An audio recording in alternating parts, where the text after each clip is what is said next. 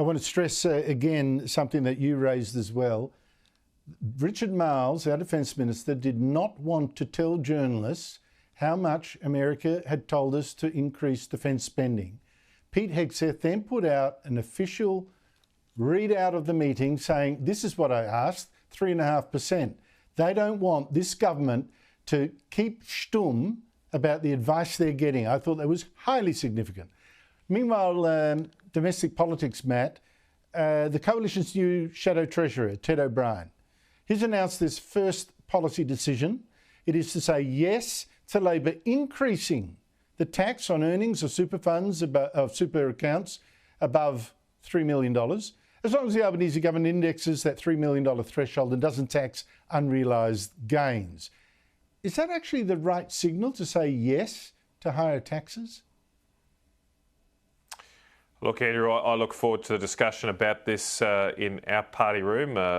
Obviously, we haven't met since the election to discuss these matters, so there is no official coalition policy on these issues. I do take, though, many of my coalition colleagues have been saying that it was a mistake to oppose Labor's tax cuts just before the election campaign. So it would be strange to me if our first act after the election was to support tax increases.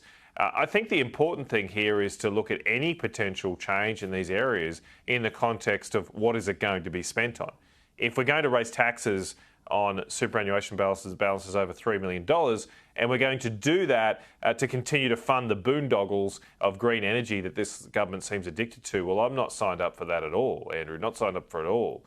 If we believe we need to increase tax revenue to meet this request to increase our defence spending, well, look, I will be interested in a conversation, but it has to be a sensible conversation. I want to see real benefits of any extra tax revenue for the Australian people, for the defence of our country. I mean, just alone, Andrew, we're spending about an extra $10 billion a year on renewable subsidies now. More than that, because some of it's not disclosed.